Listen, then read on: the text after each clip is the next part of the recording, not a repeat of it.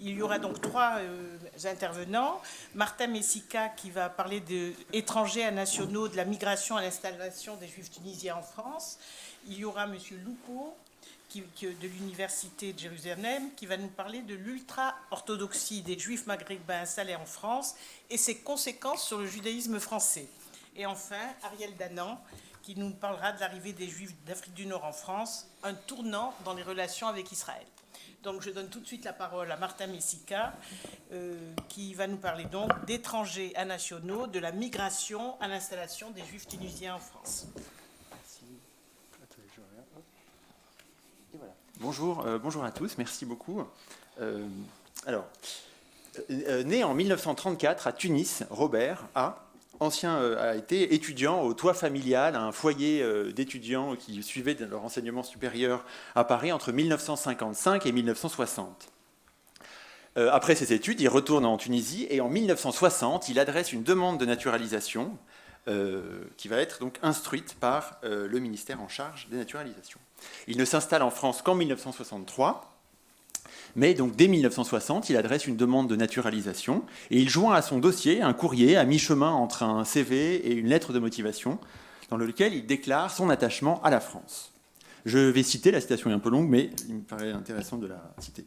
On me demande, d'autre part, les raisons pour lesquelles je demande la naturalisation française. Je répondrai à cette question par une autre, pourquoi ne le ferais-je pas ? En effet, bien que tunisien, mes parents ont toujours été imprégnés de la culture et de la grandeur de la France, et c'est dans cet esprit que j'ai été élevé. S'ensuit un développement sur l'admiration qu'il porte à la France, sa culture, je cite son histoire et sa tolérance, et il souligne qu'un jour, les relations internationales m'ont placé devant le fait suivant, je n'étais plus protégé français. Ce plaidoyer, dont je n'ai cité qu'un extrait, ne semble pas convaincre les autorités. En effet, malgré son parcours, ses études, non seulement Robert habite en Tunisie avec son épouse, qui est enseignante dans le système scolaire tunisien, mais surtout, il travaille comme interprète à l'ambassade des États-Unis à Tunis. Cet élément conduit les agents en charge de la sous-direction des naturalisations au ministère de la Population à ajourner sa demande pour, je cite, « laisser à ses postulants le loisir de trouver des emplois mieux orientés vers le service de la France ». Cet exemple me paraît tout indiqué pour ouvrir cette communication dans le cadre de ce colloque consacré aux relations entre les Juifs du protectorat et la France. En effet, ce cas articule à la fois un attachement presque romantique à la France et la rigueur des pratiques administratives ou des logiques d'État qui président à l'octroi de la faveur, pour reprendre un terme de la jurisprudence, que constitue l'intégration dans la nationalité française. Donc Robert est finalement naturalisé en 1967, mais entre-temps sera étranger, puisqu'il retourne en France en 1963, sera étranger et devra donc obtenir les papiers nécessaires pour être en règle en France. Je reviendrai sur ce point. Alors, si la judaïcité de Tunisie était composée d'environ un quart de personnes françaises à l'aube de la décolonisation, ce n'était pas le cas de la majorité d'entre elles, dont une partie était pourtant francisée et avait fréquenté les institutions scolaires françaises. Nous avons abondamment parlé de ce sujet dans le cadre des communications précédentes. Parmi les 50 à 60 000 juifs natifs de Tunisie, pour reprendre les estimations de Jacques Taïeb, qui ont rejoint la France, nous ignorons le nombre de ceux qui étaient effectivement tunisiens. Néanmoins, on peut faire l'hypothèse que ces juifs et les juifs de nationalité tunisienne ont représenté la moitié du nombre total de juifs de Tunisie ayant migré en France, enfin, au moins. Après, on pourra en discuter. Là, les aspects réglementaires de la migration constituent un point de contact entre le processus de francisation qu'ont connu les populations juives de Tunisie et les pratiques des administrations françaises qui réglementent le séjour des étrangers sur le territoire et, par la suite, peuvent accorder la nationalité. Cette rencontre a lieu pendant une période de migration de travail importante, enfin le contexte de migration de travail très importante, et pendant un moment marqué par, bien sûr, les conflits coloniaux, la guerre d'Algérie, qui façonnent les pratiques administratives qui réglementent le séjour des étrangers en France. Alors cette communication va tenter de suivre deux moments clés pour les étrangers en migration. Le moment de la régularisation, donc qui permet à des étrangers de disposer d'un titre de séjour, qui leur permet d'être en règle, et la naturalisation, qui est donc, je le rappelle, accordée après un examen par la sous-direction de la naturalisation au ministère chargé de la population. En tant qu'étrangers, les Juifs de Tunisie peuvent bénéficier du soutien d'institutions juives qui vont se mobiliser pour leur permettre de faciliter leur régularisation. Le traitement des naturalisations, il faut bien distinguer les deux, ne suit pas le même schéma et il sera possible d'étudier en partie le discours des candidats à la nationalité, à la naturalisation, et d'ouvrir des pistes d'analyse concernant les pratiques administratives. Alors, je vais peut-être passer un peu plus rapidement sur le contexte général des règles qui entourent le séjour des étrangers. Peut-être qu'on peut rappeler qu'après la Seconde Guerre mondiale, il y a une nouvelle période dans la réglementation qui entoure le séjour des étrangers en France, l'ordonnance du 2 novembre 1945, qui vise à favoriser le séjour des étrangers alors que le pays a besoin de main-d'œuvre. Alors, on peut juste rappeler que si le gouvernement refuse d'inscrire dans la loi, comme certains ont proposé après la Seconde Guerre mondiale, de distinguer parmi les populations privilégiées, les populations discriminées en fonction du pays d'origine. Donc ce ne s'est pas inscrit dans la loi. Néanmoins, on sait bien, les historiens qui ont travaillé sur le sujet ont bien montré que les pratiques administratives des différents services de l'État étaient aussi marquées étaient parfois en tension avec ces principes dits d'universalité. Alors je ne vais pas détailler trop, mais sur le cadre général de la réglementation de l'immigration. En revanche, pour rappeler néanmoins que les différents statuts du séjour le séjour des étrangers qui s'articulent autour de différents statuts, l'étranger temporaire qui peut rester 1 an, l'étranger ordinaire dont la durée de séjour peut être de 3 ans, et celui d'étranger privilégié qui peut rester dans le pays pendant 10 ans. Et pour rappeler un petit peu, même si je ne vais pas trop m'attarder dessus, que de manière générale, les ressortissants de Tunisie et du Maroc d'ailleurs occupent une place spécifique liée à leur statut de ressortissants d'un ancien protectorat. Je ne détaille pas, mais voilà. Et je renvoie par exemple aux travaux d'Anne-Sophie Bruno qui a étudié notamment ce point. Alors repérer donc, au sein donc, déjà de cette sous-catégorie d'anciens ressortissants d'un pays du protectorat, repérer les règles édictées par les services de l'État en direction des populations juives étrangères est un exercice complexe qui tient à la difficulté d'envisager la question de la religion par les pouvoirs publics et s'apparente à la reconstitution d'un puzzle constitué d'instructions éparses, de courriers adressés par la direction centrale du ministère, généralement à des préfets. Et justement, à partir de la fin des années 1950, les services de l'État compétents dans le domaine de l'immigration édictent une série d'instructions qui facilitent la régularisation des juifs tunisiens et on peut mentionner aussi, notamment aussi des juifs marocains. On en trouve notamment la trace en 1958 dans un courrier échangé entre le ministère de l'Intérieur et le président du Fonds social juif unifié, Guy Rothschild, puisque il est rappelé que ce dernier va faciliter les régularisations des nouveaux arrivants pour des raisons familiales et humanitaires.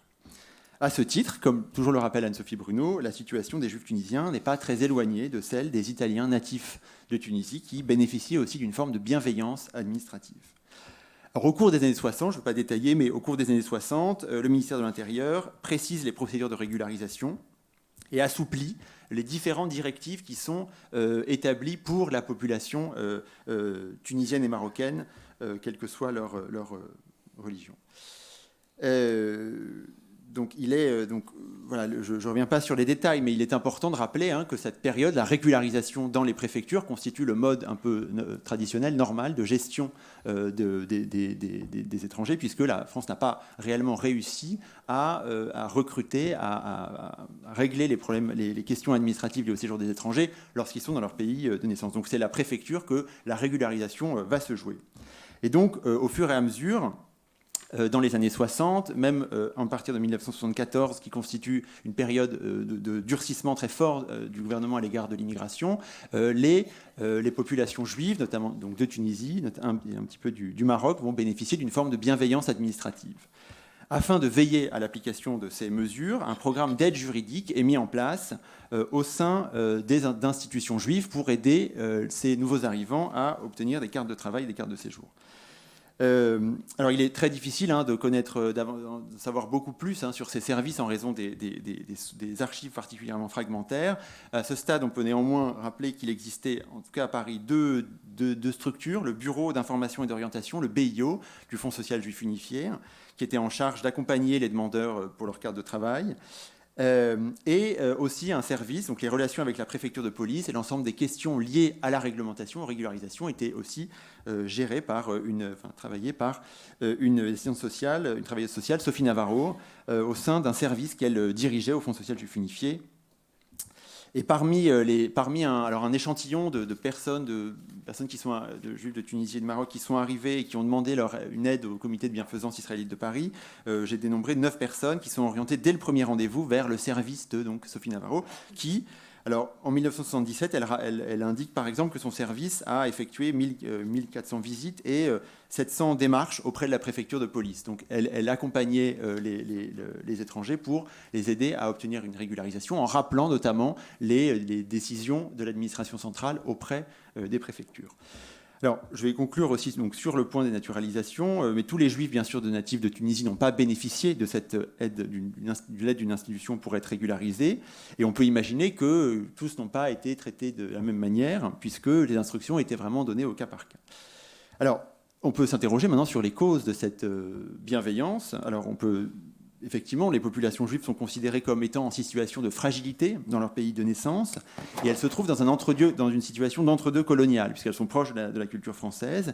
Et j'ajouterais aussi qu'elles ne sont pas ciblées en tant que groupe, comme par la logique de police qui préside qui marque la politique d'immigration, et notamment dans le cadre des conflits coloniaux et de la guerre d'Algérie, ils ne sont pas et de la lutte contre notamment le communisme. On ne peut pas dire qu'ils sont ciblés en tant que groupe, ce qui ne veut pas dire qu'individuellement les gens n'avaient pas des engagements, mais en tant que groupe, ils ne sont pas ciblés comme un groupe qui peut être à risque. Et j'ajouterais aussi que l'engagement d'une structure associative, le Fonds social juif unifié, permet à l'administration de considérer que les institutions communautaires vont venir en aide à ces étrangers s'ils avaient besoin. Et on peut parler, alors c'est peut-être un peu fort comme expression, mais une forme d'externalisation de l'intervention sociale et de l'aide. Et voilà, il y a tout un processus d'accord, alors un peu implicite, mais où les institutions juives acceptent de prendre en charge en échange de ces mesures bienveillantes. Alors, bien sûr, et enfin, je rappelle, avant de passer aux naturalisations, que ça concerne finalement des chiffres assez faibles par rapport au volume de migrants qui vont venir en France. Voilà, donc ça doit être mis en perspective. C'est vrai qu'on s'intéresse beaucoup aux populations juives, parce que voilà, on est un colloque spécialisé, mais à l'échelle de la migration après la Seconde Guerre mondiale, ça reste finalement très très marginal. Alors, 5 minutes. Bon. Alors. Donc je ne vais pas revenir du coup sur la manière dont la régence a favorisé avant l'indépendance, avant la position du gouvernement français en Tunisie pour favoriser les naturalisations de juifs de Tunisie. Mais je vais me concentrer sur l'arrivée en France. Alors, bien sûr, voilà, donc là encore, il faut rappeler, les Juifs ne constituent pas un collectif aussi défini dans l'espace colonial qu'en France métropolitaine. Il n'existe pas, à ma connaissance, de consignes ou de directives prévoyant de favoriser la naturalisation des Juifs étrangers en France. Il n'existe pas non plus, à ma connaissance, de dispositifs de programmes d'institutions juives qui ont, comme pour la régularisation, aidé, accompagné vraiment en tenant pratiquement le stylo des demandeurs. Il n'y a pas de programme comparable pour les naturalisations. La naturalisation reste donc une faveur, j'ai utilisé le terme de faveur qui est utilisé par la jurisprudence, accordée par donc, le ministère en charge de la population, qui demande leur avis à d'autres administrations, notamment les préfectures, qui d'ailleurs constituent le dossier. Et parfois le réseau consulaire aussi. La décision de naturaliser, alors ça pourrait être un sujet en soi, mais elle répond à des critères liés à la recevabilité, qui sont rappelés dans le Code de nationalité, et des critères liés à l'opportunité. Donc les agents examinent les différents critères. Alors donc l'étude, les quelques éléments que je vais proposer sont le début un peu d'une recherche à partir donc, des dossiers de naturalisation de jeunes qui ont séjourné au toit familial, qui était un foyer étudiant, qui a donc accueilli des étudiants qui suivaient leurs études supérieures en France. Donc j'ai consulté à peu près 108 dossiers de naturalisation de Juifs de Tunisie et à peu près 80 du Maroc. C'est une première analyse, ça permet juste d'ouvrir des pistes, puisqu'il y a bien sûr il faut rappeler les biais, ça concerne uniquement des hommes, puisque le foyer concernait que des hommes, relativement éduqués puisqu'ils vont faire leurs études supérieures, et surtout, c'est que des dossiers qui ont réussi. Donc les gens dont j'ai consulté le dossier ont été naturalisés de fait. Néanmoins, voilà, on peut trouver à la fois le discours, on peut s'interroger sur le discours des demandeurs, et surtout on peut essayer d'ouvrir un peu des pistes sur les pratiques administratives d'octroi de la nationalité. Alors tout d'abord, et il faut rappeler aussi, ça peut paraître, il faut rappeler que les agents qui traitent ces dossiers, généralement, savent que les demandeurs sont juifs. Alors ce n'était pas quelque chose qui était évident pour moi quand j'ai commencé, mais ce point est mentionné dans le dossier, généralement. Parfois les demandeurs le disent, et généralement il y a aussi l'acte de naissance, l'acte de mariage des parents, et donc qui est donc la ketouba, l'acte de mariage religieux, qui est indiqué. Donc voilà, les agents le savent. L'âge moyen, donc sur l'échantillon que j'ai constitué, l'âge moyen des naturalisés est de 29 ans pour les Tunisiens et de 27 pour les Marocains. Et la durée de séjour, alors que j'ai calculé pour 60 personnes à peu près, entre l'arrivée en France et la naturalisation est de 8 ans. 9 ans pour les Marocains. Alors c'est des dates, il me semble que c'est des durées qui peuvent être considérées comme relativement brèves et qu'on peut justifier par le fait que ces demandeurs sont jeunes, ils sont arrivés en France jeunes et ils sont à ce titre jugés facilement assimilés. Alors, peut-être que je vais passer un petit peu rapidement sur le processus de la demande, mais voilà, on trouve en tout cas, comme dans le cas que j'ai cité en introduction, des explications des demandeurs qui rappellent leur attachement à la France, rappellent le fait qu'ils ne peuvent pas rester en Tunisie parfois, et souhaitent convaincre les agents qu'ils ont en face d'eux, donc c'est généralement les agents des préfectures qui constituent le dossier, que leur demande de naturalisation est recevable. Je vais me concentrer sur les dernières minutes qui me restent sur les réponses, sur ce qu'on peut percevoir comme les logiques et les dynamiques, les réponses des services de gouvernement, différents services qui gèrent les demandes, qui décident. Tout d'abord, on constate que les demandeurs sont jugés assimilés ou parfaitement assimilés. Alors le terme assimilation a un sens d'ailleurs assez flou. Je rappelle notamment le travail d'Alexis Spire sur les naturalisations, qui a bien rappelé que la notion d'assimilation, quand elle est utilisée par les services, le ministère, est définie de manière assez fluctuante au cours des années, qui peuvent à la fois faire référence à l'usage de la langue française, mais aussi aux mœurs. Donc c'est un domaine assez vaste, mais en tout cas, c'est une référence centrale pour juger de la recevabilité des dossiers. Et voilà, et on constate dans cet échantillon-là que les demandeurs sont considérés comme assimilés. La question du service militaire, en revanche, revient à de nombreuses reprises. C'est vraiment un point très important, d'autant que les demandeurs sont jeunes. Le ministère et le préfecture aussi sont vigilantes à ce qu'un demandeur n'esquive pas, pour reprendre une expression utilisée, le service militaire en déposant leur demande de naturalisation après l'âge limite pour faire leur service. Et cette cette question répond à l'enjeu du loyalisme qu'on attend des demandeurs. Alors c'est le cas par exemple d'un cas que j'ai dans un demandeur, la préfecture de police indique le 11 juin 1963, au sujet de ce demandeur dans le dossier, monsieur, ayant attendu d'avoir dépassé l'âge de la conscription pour demander la naturalisation, cette requête me semble devoir être ajournée. Et le ministère, la sous-direction en charge de naturalisation, abonde dans ce sens, on verra que ce n'est pas toujours le cas. Effectivement, malgré les bons renseignements et l'assimilation parfaite, il y a esquive, service militaire non compensé. Alors c'est le deuxième point, rapidement aussi, c'est la manière dont les agents qui vont traiter les demandes vont voir si l'esquive du service militaire peut être compensée par d'autres éléments. Et généralement, dans une perspective assez familialiste et populationniste, c'est la question de la famille qui va être très importante, en tout cas dans l'échantillon que j'ai constaté, notamment un cas en octobre 1974 où l'agent de la sous-direction indique que l'esquive du service militaire est compensée par son épouse française. Donc le demandeur est marié à une Française, il n'a pas fait son service militaire, néanmoins on peut imaginer qu'il va se fixer définitivement en France, qu'il va rester en France. Donc ça renforce l'idée de la situation familiale, renforce ce point. Il faudrait conclure, oui. Alors, justement, voilà, pour conclure, je vais rappeler, j'ai présenté, c'est vrai que les services de l'État, peut-être de manière un peu générale. Il faut rappeler que ces dossiers, même s'ils sont acceptés, parfois témoignent des logiques différentes. Alors c'est vraiment une micro-étude, donc je ne veux pas prétendre à quelque chose de trop général, même si ça concorde, notamment avec les travaux d'Alexis Spire, qui a travaillé sur des corpus beaucoup plus larges de naturalisation. Mais on peut voir parfois des tensions, en tout cas des désaccords entre différents services de l'État et bien sûr entre la préfecture de police de Paris Paris, qui constitue les dossiers et qui fait les premiers entretiens avec les demandeurs, et la sous-direction de naturalisation. Et on constate notamment, dans un cas, la préfecture sollicite un ajournement parce que le frère du demandeur n'a pas demandé sa naturalisation. Donc les fonctionnaires du préfecture de police estiment que la personne sa famille n'est pas suffisamment assimilée. L'agent de la sous-direction de naturalisation écrit: la préfecture de police propose l'ajournement parce que le frère du postulant n'a pas sollicité notre allégeance, point d'exclamation. Bien entendu, on ne peut pas suivre cette argumentation. Bon, et donc, j'ai un autre cas, si vous voulez, on peut en parler plus tard, parce que le temps file.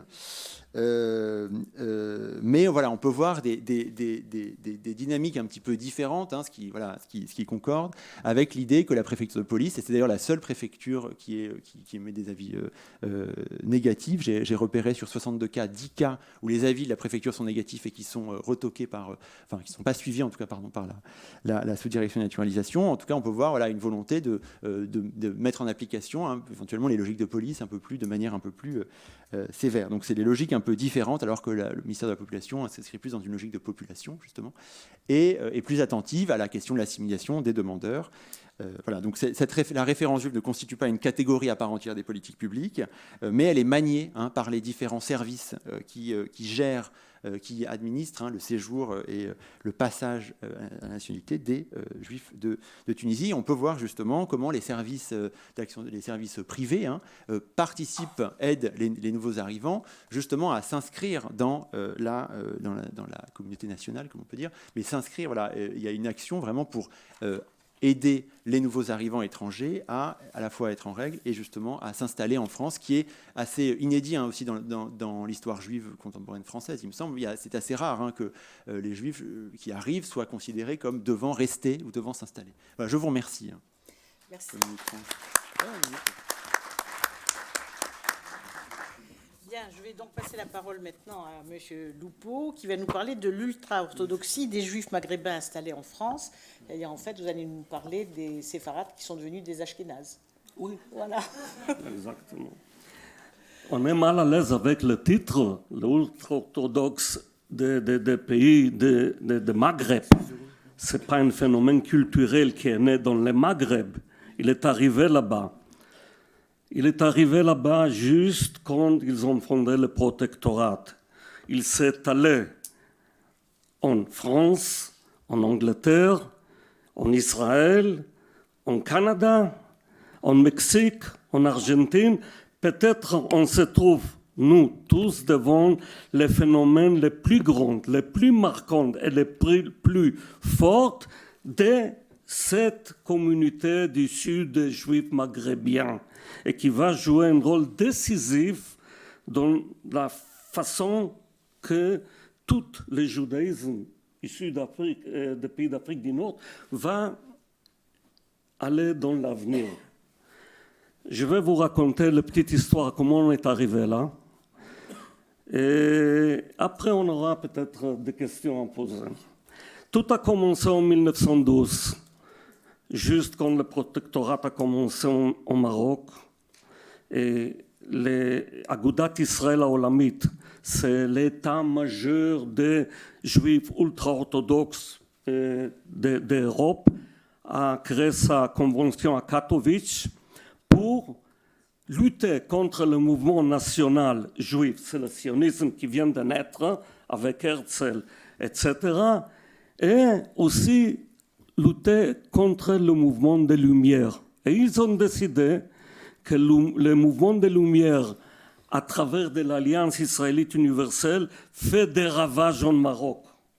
Ils ont décidé de sauver les Juifs marocains des griffes de l'Alliance. Ils ont envoyé des émissaires qui ont fondu en 1912 dans plusieurs villes de Maroc une chaîne de petites yeshivot qui s'appelait Ema Banim, qui a dû mettre un poids contre le poids de l'influence de l'Alliance qu'on le connaît tous.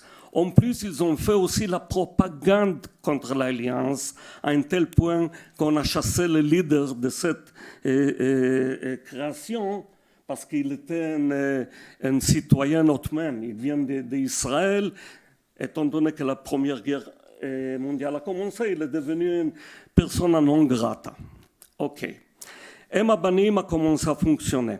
Après la Shoah, par la comité de sauvetage Haredi, association créée par les Haredi aux États-Unis, visant à rétablir le monde des yeshivot.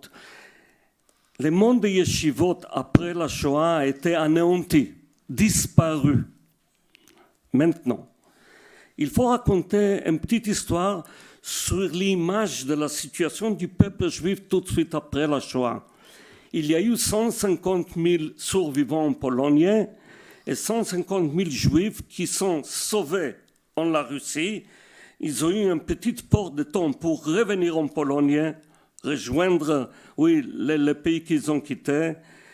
Personne n'a pas voulu rester sur la sol de Pologne après le pogrom de Kielce. Et tous les 300 000, grosso modo, juifs polonais, les résidus est allés à l'ouest pour s'établir en Allemagne, et où en Allemagne, dans le camp des militaires nazis qui étaient abandonnés par l'armée allemande qui n'a pas existé après 1945. Ça, c'est le résidu du peuple juif qui s'installait sur le sol d'Allemagne. Sur le devenir de cet résidu, on a connu jusqu'à aujourd'hui 2 grands programmes du peuple juif. Le programme de Ben Gurion, le programme sioniste, il a voulu faire la pression qu'on lui donne 100 000 certificats pour créer un lien entre le résultat de l'Holocauste d'Israël et qu'Israël est la réponse pour l'Holocauste, pour débloquer le blocage de l'armée britannique qui a empêché l'Aliyah. Et le programme de Ben Gurion, il est très connu, il y a des bibliothèques entières qui ont été écrites autour de ce sujet. Il y a eu le deuxième programme, le programme de judaïsme qui n'a pas été heurté pendant la guerre, le judaïsme américain. Qu'est-ce qu'ils ont fait les juifs en Amérique? Ils se sont mobilisés, ils ont commencé à ramasser montagnes de l'argent qu'ils ont donné dans les mains des Joint pour revivre, renaître la vie juive là-bas où il y a eu toutes les catastrophes, en Europe. Comme ça, les Joint a fondé ici le Front social juif unifié. C'est l'enfant du Joint, tout ça, avec beaucoup de l'argent. Mais moi, j'ai trouvé un troisième programme dont je ne connais pas même un article qui a été écrit, sauf mon livre et le deuxième qui est apparu. Le programme des ultra-orthodoxes. Ce n'est pas une histoire qui n'a pas existé, il n'a pas été écrit. C'était un grand programme différent du Joint, conflictuel au Joint, conflictuel au programme sioniste. Ils ont voulu recréer le monde des yeshivot. Maintenant, ils ont choisi la France comme le pays où on va fonder le nouveau monde de la Torah. Vous demanderez pourquoi la France? Très simple, parce que parmi les survivants dans la sol d'Allemagne, les 300 000, il y a eu beaucoup de groupes rabbiniques qui n'ont pas voulu aller en Israël, ni ailleurs. Ils ont entendu d'avoir un visa pour les États-Unis. Mais les États-Unis ont scellé les portes.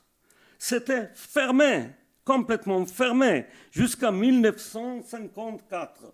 C'est-à-dire pendant 9 ans, où on ne sait pas l'avenir. Oui, on vit le moment.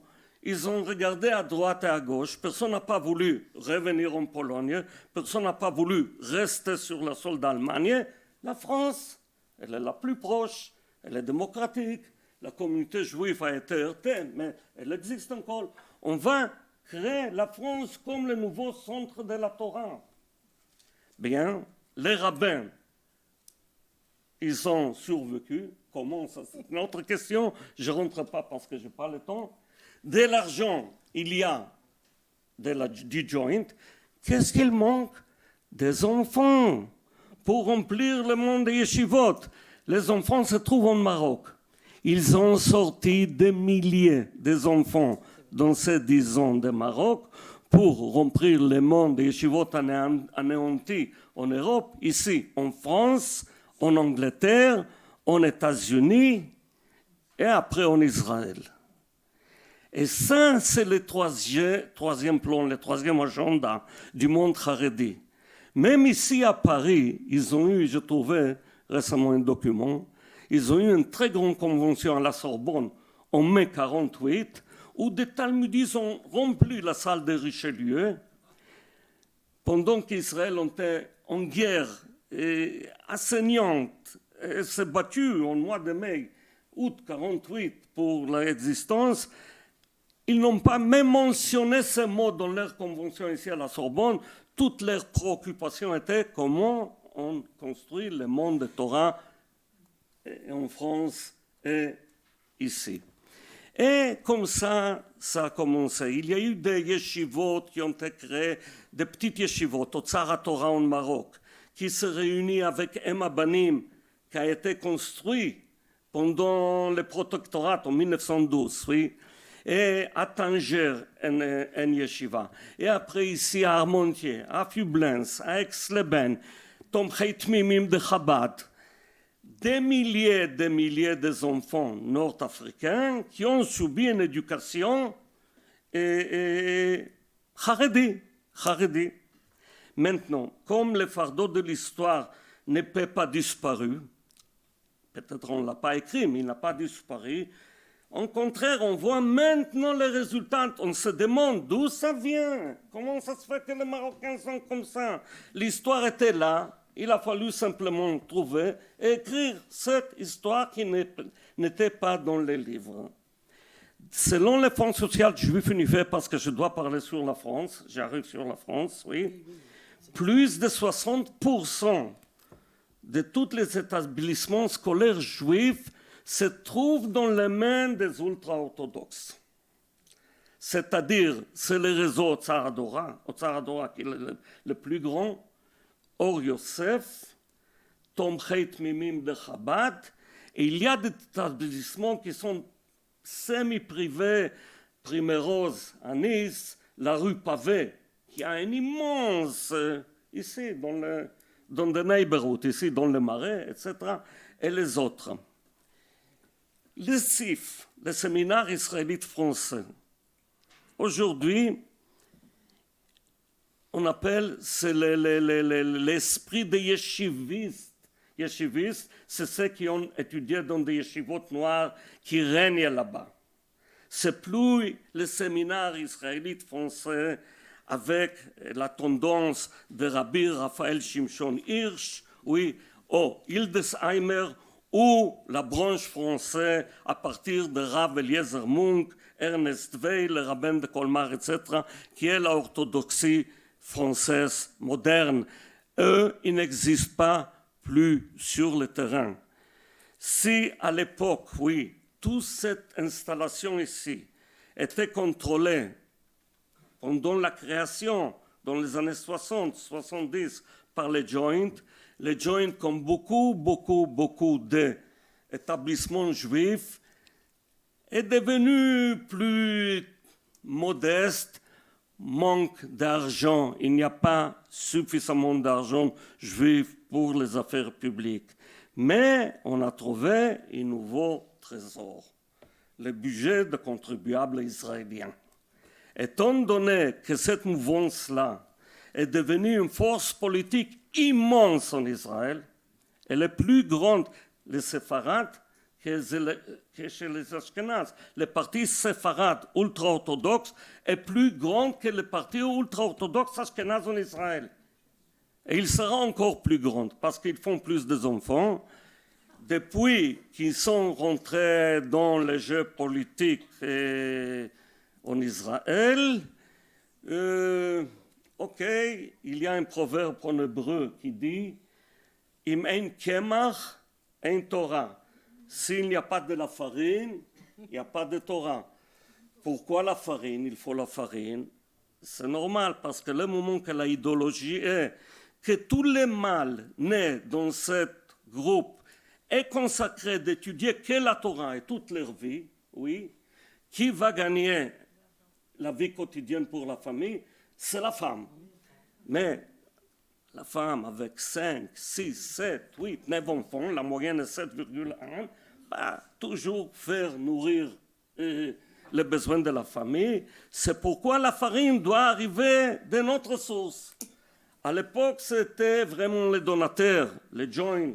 C'est de l'argent donné par le peuple juif. Aujourd'hui, cette farine appartient au gouvernement d'Israël et les contribuables israéliens.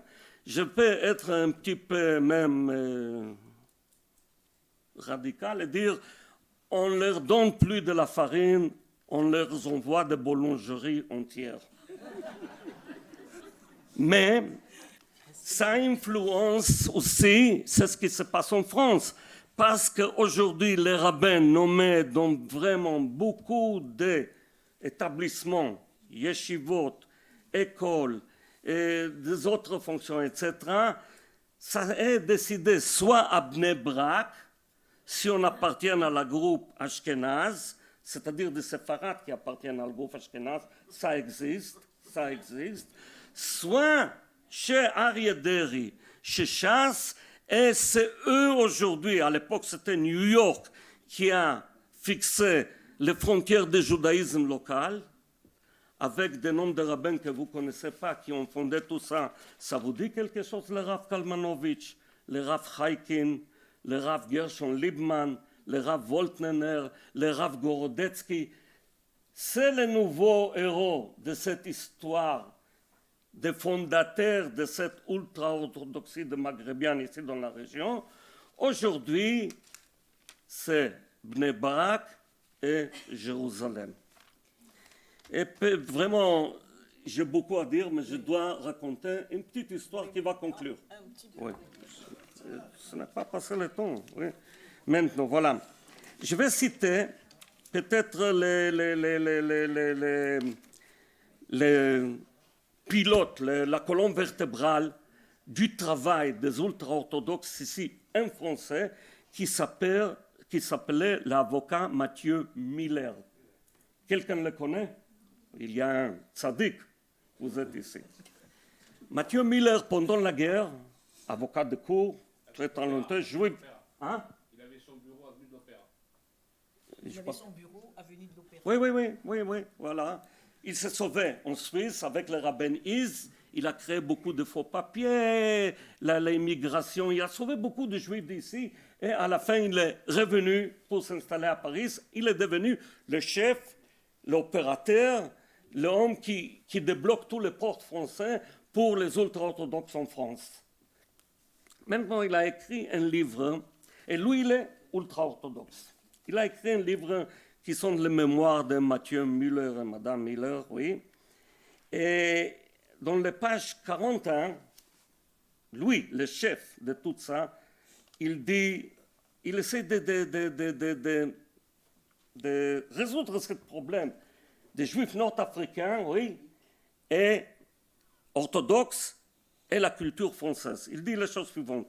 Tous les faits font que j'arrive à la conclusion que la culture française est complètement opposée au judaïsme ultra-orthodoxe.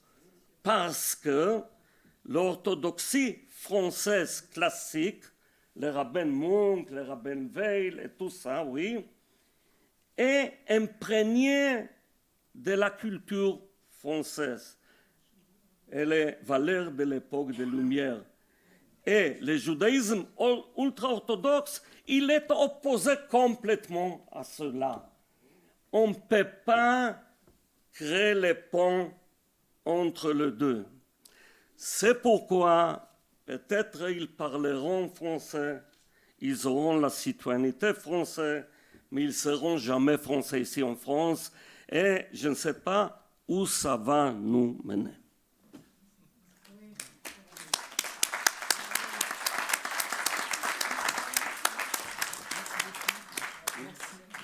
Bien, donc maintenant nous allons entendre Ariel Danan sur l'arrivée des Juifs d'Afrique du Nord en France. On t'écoute. Merci beaucoup. Donc, vous m'entendez ? Très bien. Donc, ce que je vais faire, c'est non pas traiter évidemment de l'arrivée des Juifs d'Afrique du Nord en France. Ça, je laisse ça à Martin qui le fera beaucoup mieux que moi, qui l'a fait beaucoup mieux que moi. mais de parler des relations avec Israël et d'essayer de voir si l'arrivée des Juifs d'Afrique du Nord en France a changé la manière dont les Juifs de France, pour le dire très vite, ou en tout cas la communauté juive organisée, la manière dont la communauté juive organisée donc va traiter avec Israël, témoigner de sa solidarité, de son empathie, ou au contraire critiquer l'État d'Israël. Alors d'ailleurs, dans le programme, ce n'est pas aussi affirmatif à mon avis, il manque un point d'interrogation, vous le verrez à la fin. Je ne sais pas si véritablement cela a changé énormément de choses, mais ce qui est très clair, pour rappeler brièvement quelques chiffres, c'est que, en tout cas d'un point de vue démographique, l'arrivée des Juifs d'Afrique du Nord a complètement bouleversé la composition du judaïsme français, puisque, et je m'appuie sur une enquête qui avait été publiée en Israël par l'agence juive, si en 1949 on estimait à 225 000 le nombre de juifs en France, ils étaient en 1964, donc 2 ans après la fin de la guerre d'Algérie, ils étaient désormais 500 000, dont 100 000 juifs originaires d'Algérie, 30 000 de Tunisie, 30 000 du Maroc, ainsi que près de 20 000 d'Égypte. Alors, contrairement à ce qui a été fait depuis le début du colloque, pour ma part, je traiterai de manière générale des Juifs d'Afrique du Nord, en y incluant aussi l'Algérie. Alors donc, les relations avec Israël, je vais essayer à travers quelques grandes dates, à travers quelques questions, comme la question de l'intégration des Juifs séfarades, cette fois-ci en Israël, à travers la question de la Aliyah des Juifs d'Afrique du Nord, essayer de voir si les Juifs d'Afrique du Nord avaient une perception différente de l'État d'Israël par rapport aux Juifs installés en France depuis plus longtemps, et si leur rapport a finalement bouleversé la manière dont on conçoit les relations entre les Juifs et Israël, et tout cela au tournant des années 1960 et 1970. Alors, première grande date importante, évidemment, c'est la guerre des 6 jours. Évidemment aussi parce que nous sommes 5 ans après la fin de la guerre d'Algérie, et à un moment où les Juifs d'Afrique du Nord, de manière très majoritaire, sont déjà arrivés en France pour ceux qui l'avaient souhaité. Alors, je ne vous reparlerai que très brièvement de la guerre des 6 jours. Vous connaissez cette histoire, vous connaissez ce qui s'est passé à Paris à ce moment-là. Il y a pour la première fois des manifestations avec des foules entières qui témoignent de leur solidarité envers Israël. Il y a 30 000 personnes à Paris qui manifestent à la veille de la guerre des 6 jours le 31 mai. Et ce qui est intéressant, et j'y reviendrai régulièrement dans mon propos, c'est qu'il y a aussi des manifestations qui se déroulent dans beaucoup de villes de province qui ont bénéficié justement de l'apport de Juifs d'Afrique du Nord. Donc je pourrais citer pour 1967 Forbach, Lyon, Montpellier, Mulhouse, Nice, Toulouse, Marseille, Lyon, Nice, évidemment Strasbourg qui est un cas particulier. Toutes ces villes voient des rassemblements se faire de soutien à Israël. Il y a dans ces manifestations des juifs, des non-juifs. Il y a des juifs ashkénazes, des juifs séfarades. Alors pour le coup, quantifier la différence entre juifs ashkénazes et juifs originaires d'Afrique du Nord, c'est évidemment absolument impossible.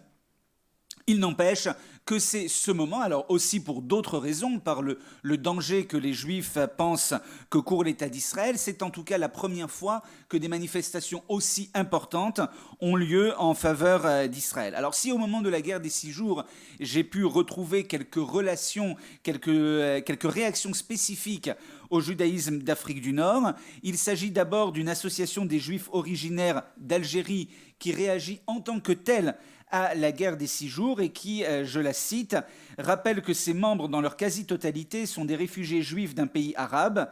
De dramatiques circonstances ont forcé plus de 100 000 Israélites d'Algérie à quitter une terre où ils étaient installés depuis plusieurs siècles.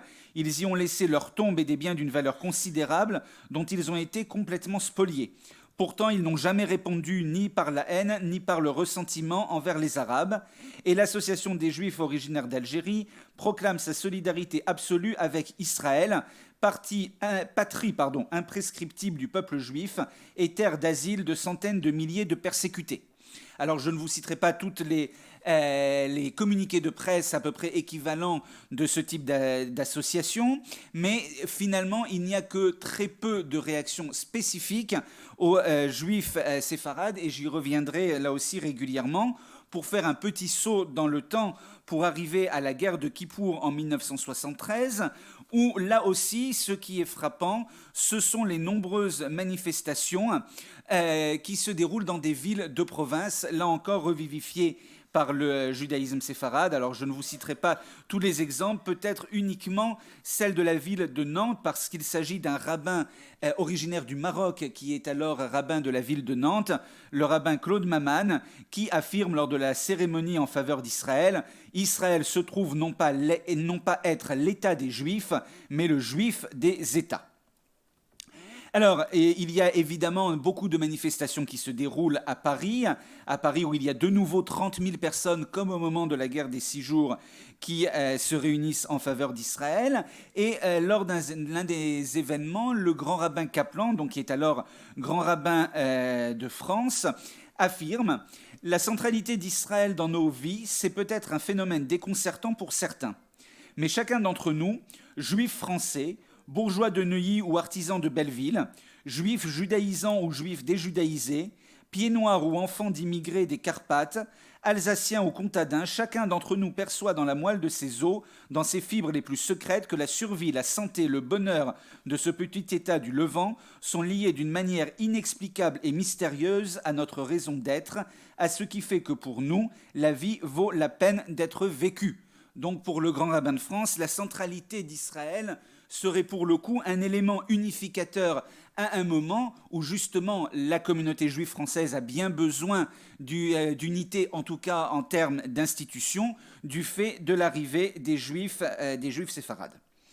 Pour autant, je n'ai pas remarqué justement de réaction particulièrement différente des juifs séfarades par rapport à l'ensemble des communautés. Il n'y a pas des associations, pardon, il n'y a pas de communauté d'associations séfarades qui s'opposent à ce que dit le CRIF, à ce que dit le Fonds social ou à ce que dit le consistoire. La seule petite nuance que j'évoquerai, c'est au moment du processus de paix entre l'Égypte et Israël, entre 1977 et 1979, où les grands journaux de la presse juive française, l'Arche, Tribune juive, La Terre retrouvée, le journal sioniste, se montrent extrêmement critiques à l'égard de Menachem Begin, du Premier ministre de l'époque, pour ses atermoiements et son manque de négociation, son manque d'efficacité dans les négociations. Tandis que dans Information juive, donc un mensuel qui lui est venu d'Algérie, qui donc représenterait d'une certaine manière la voix séfarade en France, lui, ce journal se montre beaucoup plus favorable à Menachem Begin.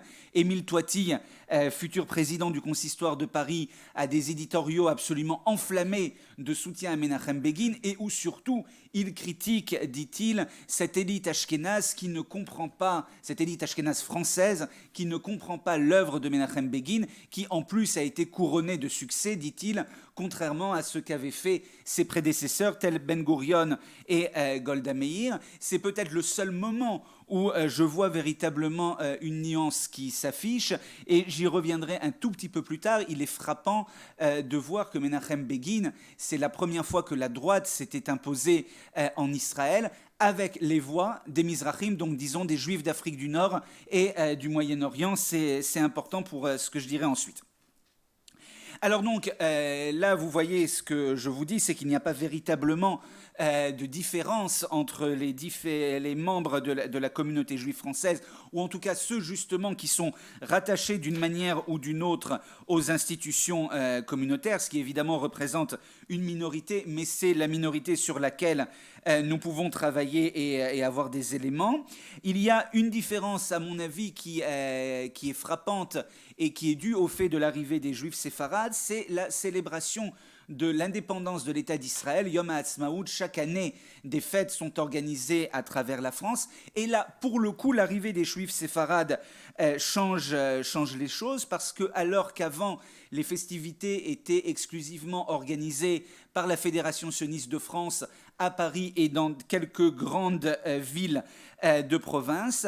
Après 1967, au cours des années 1970, il y a de multiples petites fêtes qui s'organisent dans des communautés à majorité séfarade. Alors par exemple, en 1968, pour les 20 ans d'Israël, il n'y a que 2 cérémonies religieuses qui accueillent du public, alors que la plupart des cérémonies ont lieu devant un public extrêmement restreint. Les seuls offices où il y a du monde sont dans 2 synagogues parisiennes devenues séfarades, la rue des Tournelles et la rue Buffo. Toujours la même année, il y a des manifestations à Menton, à Reims, à Lyon, à Marseille, à Nancy, avec le rabbin Simon Morali, à Perpignan, avec un président que je ne connais pas, mais qui s'appelle Halimi, dont on peut donc supposer qu'il est originaire d'Afrique du Nord. Également à Troyes, beaucoup plus tard, c'est Abbas Samoun, un autre rabbin originaire du Maroc, qui préside une manifestation en faveur d'Israël. Donc en tout cas, dans tous ces cas, on assiste, c'est d'ailleurs un point qu'il faudrait peut-être étudier, c'est l'implantation de cadres communautaires nord-africains dans toutes ces communautés. Alors cela va avoir une autre conséquence, et j'essaye d'aller vite, c'est la création par le Fonds social juif unifié d'un nouveau type de manifestation en faveur d'Israël à la fin des années 1970, en 1976 pour la première édition, qui s'appelle les 12 heures pour Israël, et qui est en fait une grande fête de la communauté de manière générale, des institutions communautaires, mais autour de la solidarité avec Israël. Et en 1976, à Paris, cette manifestation réunit 100 000 personnes. Donc c'est un succès absolument considérable, mais les éditions suivantes ne seront pas du même niveau, en grande partie à cause de querelles communautaires, puisqu'en 1979 et 1980, lorsque cette manifestation est rééditée, elle est organisée par une association assez mystérieuse, le Renouveau Juif, créée par Henri Hachdenberg, qui est donc seul aux commandes pour ces manifestations, et notamment en 1980 qui marque, à mon avis, une rupture pour les institutions de la communauté juive française, puisqu'Henri Hachdenberg arrive à créer donc cet événement en présence de leaders politiques dont François Mitterrand, le leader socialiste. Et donc Henri Hachdenberg, à la fin du... un peu plus. Henri Hachdenberg, à la fin de cette manifestation, prononce un discours absolument enflammé où notamment il critique les institutions communautaires, la famille Rothschild, et appelle en fait à la création d'un lobby juif, tout cela devant François Mitterrand. Alors les réactions au CRIF, au Fonds social, au consistoire sont absolument ulcérées contre ce qu'a fait Henri Hachdenberg. Même Jacques Attali, proche de François Mitterrand s'il en est, affirme que parler d'un vote juif comme l'a fait Henri Hachdenberg est une insulte à la communauté et une naïveté politique. Pour autant, il s'agit d'une rupture pour la communauté, la fin d'une génération de dirigeants. Et d'ailleurs, Henri Hachdenberg deviendra président du CRIF en 1995. Et je vois un parallèle, vous me pardonnerez, entre Henri Hachdenberg, ashkénaze, mais qui est soutenu, à mon sens, par une majorité de juifs jeunes et séfarades. Parallèle donc entre Henri Hachdenberg et Menachem Begin, lui aussi ashkénaze et lui aussi porté au pouvoir en Israël par des séfarades. Pour autant, j'aimerais aller un peu plus loin pour cette deuxième partie, parce que finalement, si les juifs séfarades soutiennent tellement Israël comme ils ont l'air de le faire, ils n'ont pas fait le choix de s'installer en Israël. Ils l'auraient pu. Des membres de leur famille l'ont fait. Il y a énormément de juifs du Maroc, dans une moindre mesure de Tunisie et très peu pour l'Algérie, qui se sont installés en Israël. Mais pour autant, beaucoup de juifs ne l'ont pas fait, et cela va mettre de très mauvaise humeur les autorités israéliennes, qui vont même organiser un procès symbolique du judaïsme algérien, qui a raté la chance historique qui lui était donnée de s'installer en Israël. Mais très rapidement, en réaction à ce procès complètement saugrenu, il y a des reportages dans la presse juive où je citerai 3 petits témoins qui disent à mon avis beaucoup. Le premier dit « L'attachement à la France est très puissant. La langue française a été le véhicule libérateur des Juifs du Maghreb. Elle leur a ouvert les portes du monde moderne pour expliquer pourquoi il s'est installé en France. » Un deuxième se montre pour le coup extrêmement critique d'Israël en disant Qu'est-ce que je ferai là-bas? On me dit qu'il y a des avocats qui labourent la terre. Alors moi, et puis ici, il y a les allocations familiales, n'est-ce pas? Tandis que le troisième conclut, Israël, vous savez, on est pour, on ira après quand on aura gagné de l'argent. Donc, en tout état de cause, et cela concerne l'ensemble de la communauté juive française, la Aliyah reste un phénomène extrêmement minoritaire, mais concerne, certes, dans certains cas, dans des cas réguliers, des leaders de la communauté, des personnalités importantes, intellectuelles ou ayant œuvré au sein des organisations communautaires.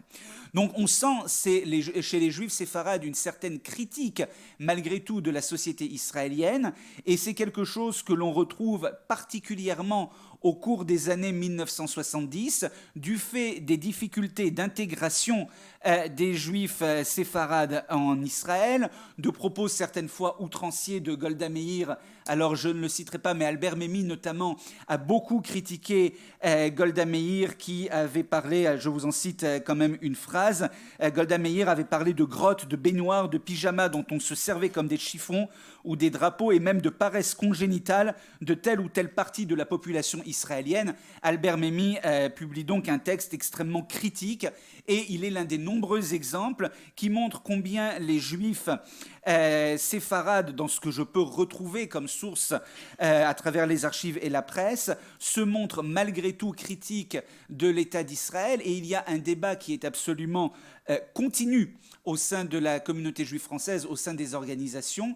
A-t-on le droit de critiquer l'État d'Israël? Nous savons qu'il a tort, nous savons que sa politique d'intégration des juifs séfarades est incomplète, mais pour autant, pouvons-nous nous permettre de critiquer l'État d'Israël? Alors, très rapidement pour finir, il est quand même évident que les juifs séfarades s'intéressent de manière prioritaire à ce qui se passe pour leurs cousins en Israël. Et cela a une conclusion et une conséquence extrêmement concrète autour de l'appel unifié juif de France et donc de la solidarité à l'égard de l'État d'Israël, parce que, alors que les dons sont régulièrement en baisse, qu'en gros la UJF n'arrive pas à mobiliser autour de la cause israélienne, sauf au moment de la guerre des 6 jours, c'est d'ailleurs ce qui mènera à la création de la UJF, ou au moment de la guerre de Kippour, finalement ce qui intéresse les juifs séfarades, c'est l'intégration des juifs séfarades en Israël, et donc petit à petit, la UJF va créer des projets spécifiques en faveur des juifs séfarades. Alors c'est le cas principalement à Netivot, donc dans une ville extrêmement pauvre qui a une population à majorité marocaine. Et tous ces petits projets autour de l'intégration, autour de projets sociaux, disons, autour de l'intégration des juifs des séfarades et du Moyen-Orient en Israël va se faire avec une nouvelle génération de dirigeants communautaires. Et à ce titre, c'est la première fois qu'un directeur de l'appel unifié juif de France est nommé, et il s'agit de Rafi Ben Simon, donc quelqu'un qui est originaire du Maroc, qui a été commissaire général des éclaireurs israélites, qui a travaillé au Fonds social pendant de nombreuses années, et qui va amorcer une révolution de la solidarité en faveur de l'État d'Israël, en organisant une collecte de manière différente, par des contacts particuliers, en renonçant aux soirées mondaines. Et il le dit dans un article dans Information juive en 1979, il veut aller toquer à la porte de tous les juifs séfarades pour essayer de les convaincre de donner à Israël, et finalement changer de politique et donner la primauté à de petits dons de plus de donateurs. Donc c'est un processus extrêmement long qui se fait sur des dizaines d'années, mais qui montre bien pour le coup, cette fois-ci, une différence réelle liée à l'arrivée des juifs séfarades en France. Alors, pour conclure, j'aimerais dire finalement qu'il est en fait difficile de conclure, parce que les juifs nord-africains, c'est finalement peut-être l'une des réussites du judaïsme français, c'est que finalement les communautés se sont relativement mêlées, en tout cas beaucoup plus facilement que cela n'a été le cas, notamment en Israël. Dire que les juifs nord-africains étaient plus sionistes ou plus empathiques à l'égard de l'État d'Israël me paraît être un raccourci un petit peu rapide, même beaucoup trop rapide. Peut-être ont-ils été un facteur d'entraînement, notamment dans des gros moments comme 1967 ou 1973. Peut-être également n'ont-ils pas hésité à témoigner de leur solidarité avec Israël de manière plus bruyante. Également, ils savent se montrer critiques, notamment pour des causes qui les intéressent directement. Et finalement, je dirais que c'est un paradoxe absolument saisissant en termes pour l'identité des Juifs nord-africains, des Juifs venus d'Afrique du Nord en France. Ils ont une culture nord-africaine qui est restée, qui fait partie d'eux-mêmes. Ils ont fait le choix de s'installer en France et pas en Israël, mais malgré tout, leur soutien à Israël fait partie de leur identité ici en France. Et quand je citais quelqu'un qui disait que la retraite venue, il s'installerait en Israël, l'on voit le phénomène de Aliyah ces dernières années depuis la France, on peut être persuadé que ce boutiquier anonyme a fait sa Aliyah à Netanya. Je vous remercie.